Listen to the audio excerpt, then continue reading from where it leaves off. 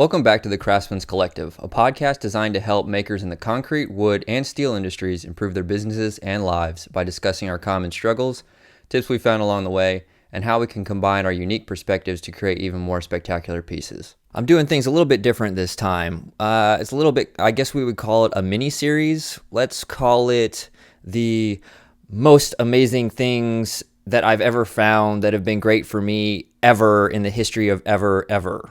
Subtitle, leaving out all the stupid shit that doesn't actually help. P.S. For me.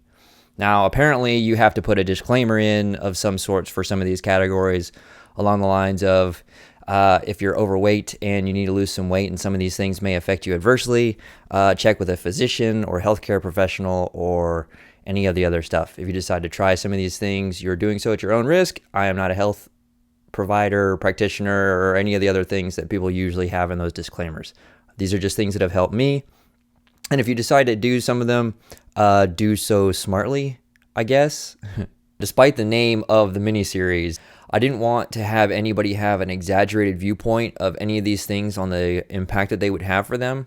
So I wanted to keep it as baseline neutral as possible. If you decide to try any of these things, I really hope they had as much of an impact for you as they did for me. So without further ado, let's get to it.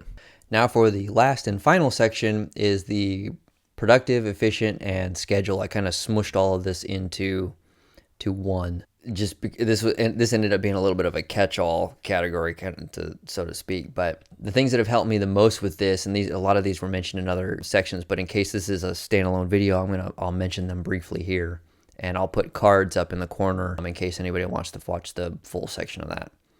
Is I only check social media and email at certain times, or you could do it where you only do it a certain number of times a day. That worked for me for a little bit. It didn't work as well as only doing it at certain times. That worked out really, really well for me.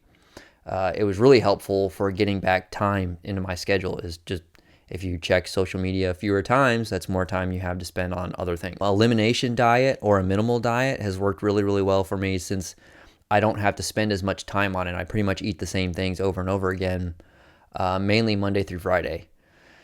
The fewer decisions you have to make, the more time you can really focus on other things, or the more mental bandwidth, so to speak. Decision fatigue, I think, is the term that is used for that.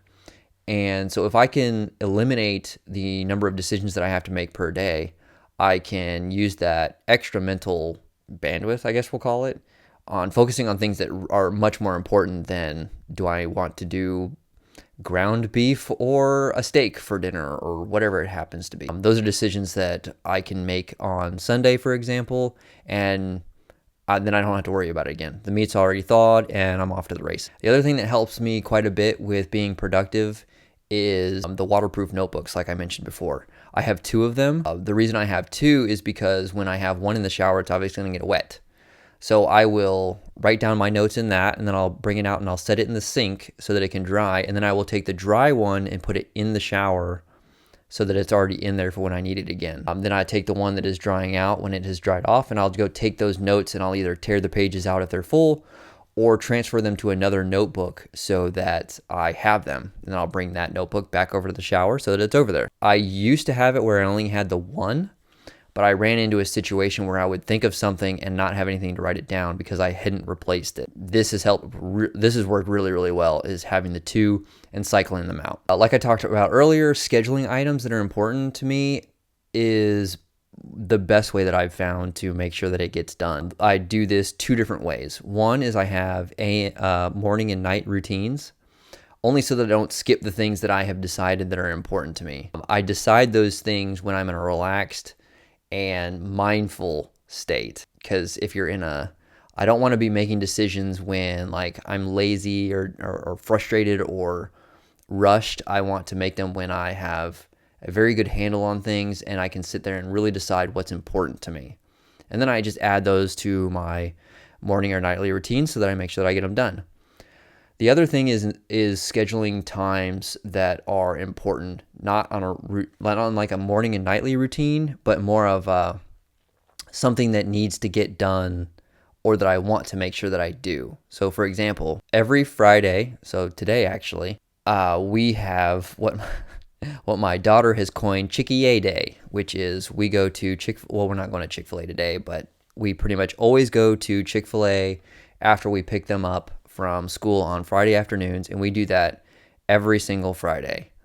We may not eat there, but it's a tradition of ours, I guess. And they love it. They go play on the little playground. It gives Melanie and I some time to spend together while we're there.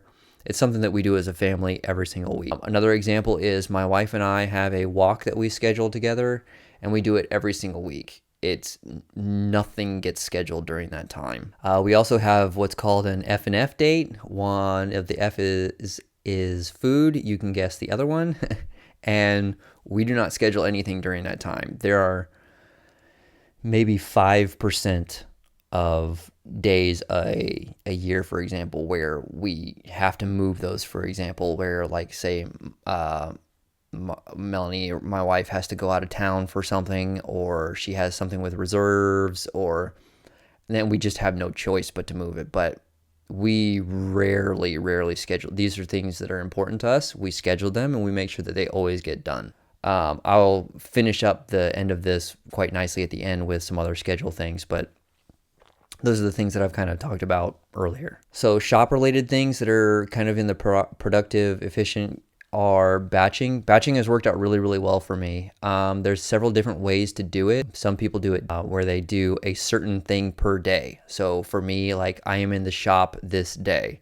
I do digital items this day. That works really, really well for me. For some people, that's not practical because they're in the shop every single day. For me, since I do a lot of the digital side of things and I'm really trying to build that up, is I have to have days that are allocated towards working on computer-related things, editing videos, recording podcasts, and those types of things. You can do it where time blocks is another really good way to do it, where you do X thing during this time. You could do it per task. So I know some shops, they'll go through and they'll do all their mold stuff on one day. They'll go through and they'll cut all their rails. They'll cut all the things that they need to for molds, and they'll assemble all the molds on this day, and then they move on to a different task. When I'm in the shop, I really like doing it batching per project. So I will make as much progress as I can per project and not worry about any other project during that time. I'm not good enough to do the task way of batching. I end up putting pieces in different places, paperwork gets moved around. It just doesn't really work that well for me.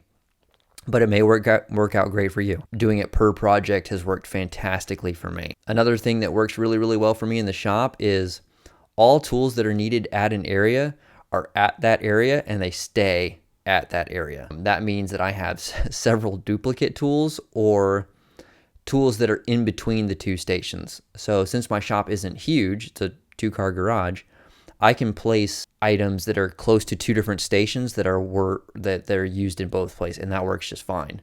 But I have several tape measures that get put at, I have one at the table saw, I have one at the miter saw, and then I have one at the workbench, and those don't leave those areas. That's just a simple way of showing how I might have to have those duplicate tools. Now I understand that this can get pretty costly pretty quick. Like if you're talking about like 3 sets of impact drivers or 2 different grinders or 3 different grinders, one on the install truck, you got one in this area. I understand that it can get very expensive very quickly. So I'm not saying that we could do it with everything. I just try and do it as much as possible because of the huge benefit that it has, not wandering around wondering where did I put that tape measure, or where is that impact driver. They have a place and it's pretty much always close to where it needs to be used. Cutting down on my walking around, wandering around time has helped a lot. These 2 things have had a huge impact on my productivity. One is going to sound a little funny, but you know exactly what I'm talking about. Don't you even lie. One is no phone in the bathroom. No phone is allowed to go in the bathroom. That should be pretty obvious.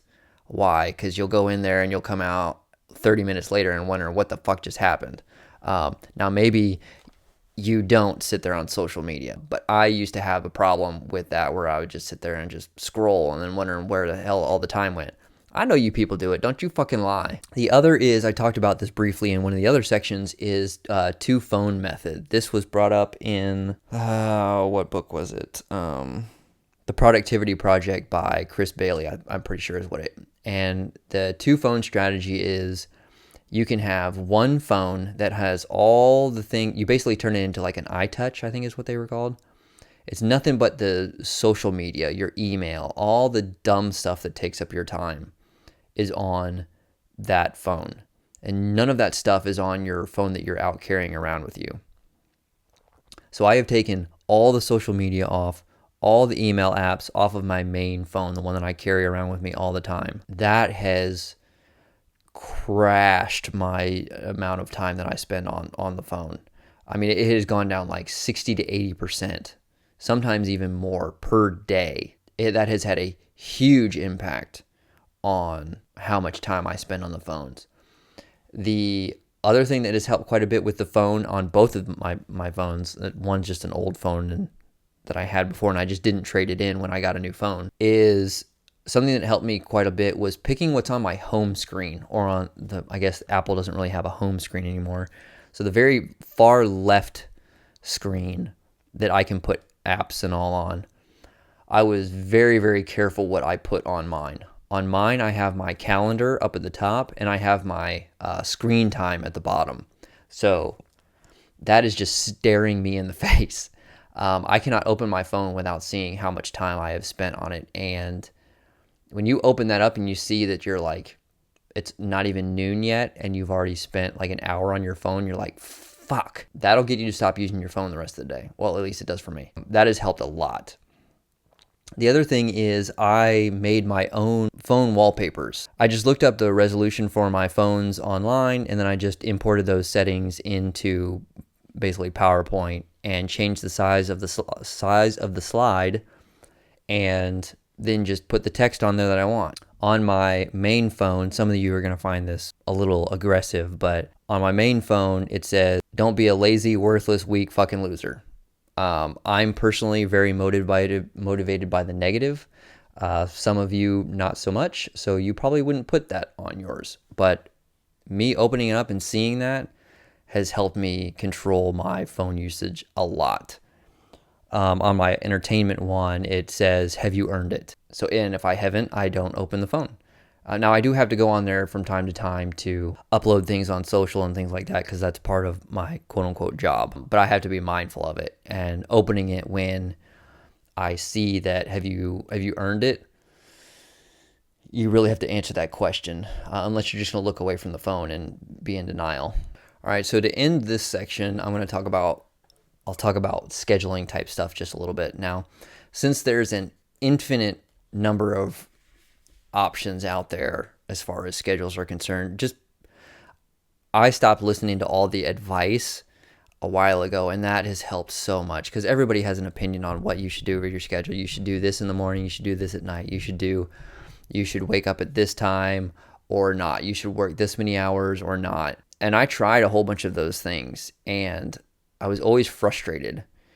And so as soon as I really started to just paying very close attention to, like almost excessively so, to how I work and how I prefer things and talking through it with certain people, I just started doing what I felt really worked really well for me. And this was not something that came very easily to me. It took many, many, many, many, many months for me to kind of slowly start dialing it into the schedule that worked for me. So for example, like some people like to work at night. Okay, so then work at night. Like, that's fine. If you want to work 7 days a week, but fewer days throughout the week, then fine, do that. If you want to work a shit ton of hours, do that. If you only want to work 9 to 5 and no weekends, do that. Nobody's going to have a silver bullet for you. And as soon as I figured out, which sounds so stupid saying it out loud, that I just need to pick something that works really, really well for me and screw all the quote unquote advice out there, man, that helped me so much. So one of the things that I came across recently is there's just so much research out there to support that if you're really going hard and focusing on the important things on what you're trying to accomplish, that it really doesn't matter how you schedule your day per se. The main thing is just really going at it hard in the times that you're supposed to be and not being on social media, and that you really can accomplish so many amazing things by being focused on what you need to be focused on and not worrying about, I should be doing this thing during this time, or it's hard. It's one of those things where you can't appreciate it until, I don't know, until you try it. It's kind of one of that ubiquitous, you have to get up at 5 a.m. recommendation that seems to be it's just everywhere. Everybody says get up early. Well, there are billionaires that don't get up until 10 or 11. So clearly that's not true. If it's true for you, then awesome. I mean, go all in on it and just kick some ass. But there's too much evidence to support that it's not a universal. So what are some examples of some of these things? So more books, obviously. One of the books that I found fascinating to see how many different schedules are out there for people that we found iconic throughout time is Daily Rituals by Mason Curry. Fantastic book. It's so interesting seeing how many different people have done things in so many different ways. If you do want to look at the different timing of things when you will probably do better at different tasks, When by Daniel Pink is a really, really good book. And then this book was a little interesting. Of the two, I would do the one by Daniel Pink, but this one was pretty good too, is The Power of When by Michael Bruce, I think is how you say his name. And then The Productivity Project, which I can't find right now, by Chris Bailey is really good from a productivity standpoint, scheduling. And so is Hyperfocus by Chris Bailey. And Deep Work, I'm still working through right now, by Cal Newport, is really, really good with this. It really helps you kind of zero in on what's important. So just as an example, I'm not saying that you need to do anything remotely close to the schedule that I've found that's started working pretty well for me. Is I work pretty much 7 days a week, but I don't work like 8 or 9 hours a day. I get quite a bit of work done each day, but I like working each day because it keeps me, inertia is a really big thing for me. So if I stop, there's a really good chance that I'll stay stopped for a while. So if I just keep doing at least a little something every day, that works really, really well for me. So in the morning, I make sure that I clean up around the house. I do dishes and laundry and things like that. Those are things that I've done to help take any of the burden off of my wife. That's just something simple that I can do. So I do those in the morning. I also check on all the 100 million plants that we have. I help with the kids, and then we also take the kids to school in the morning whenever possible. I go with her to do that.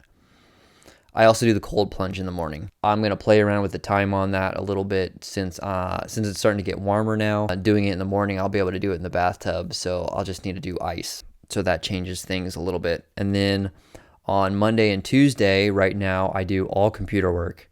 And then Monday, Thursday, and Friday is all in the shop, and then Saturdays and Sundays are kind of flex days. Whatever I need to work on the most is what I work on during those days. To close out the day, for example, I'll also check on any dishes that I need to do, clean up around the house, anything that I need to do to help with the kids if I'm inside on that day. I make sure that I put out any clothes out, anything that I need for the cold plunge, I put that out. If I need to thaw any meat for the next couple of days, I make sure that I do that. I do the gut smashing and a hot shower. If I do that, then those are all done in the evening. But that's basically my day in a nutshell. In the morning, I also cook breakfast for the wife and I.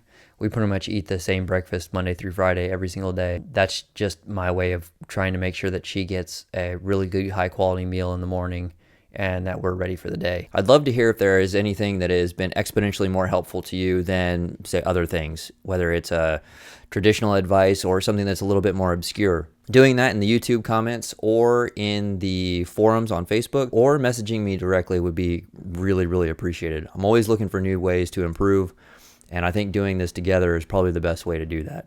If one of the books or resources mentioned in the episode would be beneficial to you or someone that you know, and you would like to support this channel, using the affiliate links in the description would be incredibly helpful. Thanks to everyone who listened all the way through. I hope you found something that was beneficial, and I'll look forward to hearing from you in the next episode. Later.